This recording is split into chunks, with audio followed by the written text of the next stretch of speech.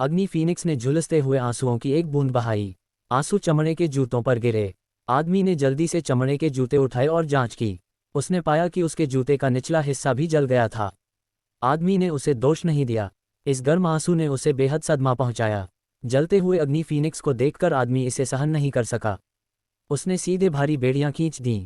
लोहे के जाल की बेड़ियों के बिना अग्नि फीनिक्स तुरंत गर्म हो गया। अप्रत्याशित रूप से उसका पूरा शरीर लपटों से भर गया। जीवन शक्ति को फिर से उत्पन्न करें। फिर अग्नि फीनिक्स सीधे आकाश में उड़ गया। जाने से पहले उसने आदमी को धन्यवाद देने के लिए एक गर्म पंख आदमी के लिए छोड़ दिया। ये रंग बिरंगे पंखों से चमक रहा था। हालांकि आदमी ने राजा के आदेश का पालन करने से इनकार कर दिया। उसने अग्नि फीनिक्स को वापस नहीं पकड़ा। वापस जाते ही उसे राजा ने पकड़ लिया। उसे सीधे वेदी पर भेज दिया गया। उसने राजा का आरोप सुना। उस आदमी ने बताया कि उसने अग्नि फीनिक्स को पकड़ लिया था, लेकिन बाद में उसने उसे जाने दिया।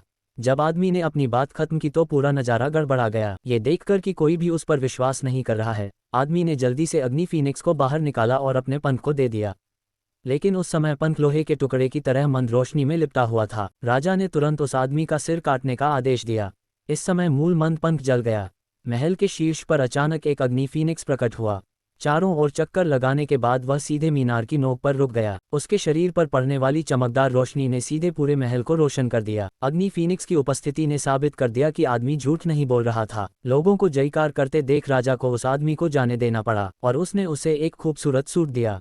लोगों ने उस आदमी को घेर लिया और खुशी से नाचने गाने लगे। इन सब बातों से राजा बेहद बेचैन हो गया। कुछ दिनों बाद राजा को फिर एक अच्छा विचार सूझा।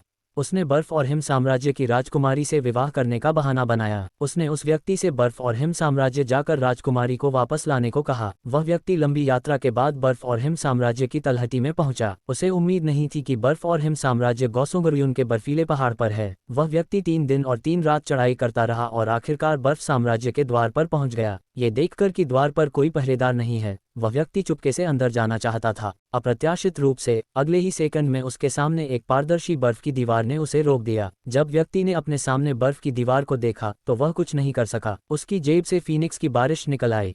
वह कुछ देर तक हवा में तैरता रहा और फिर वह बर्फ की दीवार की बाधा में डूब गया। अगले ही सेकंड में ठोस बर्फ की दीवार पिघल गई। बर्फ का पानी एक जगह बिखर गया।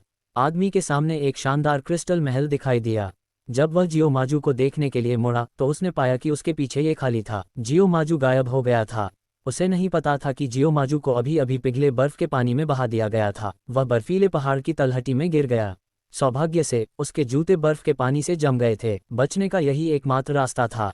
आदमी नंगे पांव महल में चला गया। उसने पाया कि अंदर अनगिनत बर्फ के ताबूत और राजकुमारियां थीं। जब आदमी इस बात को लेकर चिंतित था कि असली राजकुमारी को कैसे खोजा जाए, तो फीनिक्स की बारिश ने उसके लिए असली राजकुमारी को बंद कर दिया था। आदमी ने राजकुमारी को अपनी यात्रा के उद्देश्य से परिचित कराया। ये जानते हुए कि आदमी का कोई बुरा इरादा नहीं था, राजकुमारी ने अपनी सावधानी हटा ली। महत्वपूर्ण क्षण में जियो माजू ने उन्हें समय रहते पकड़ लिया। वे दोनों अपने घुटनों पर नहीं गिरे।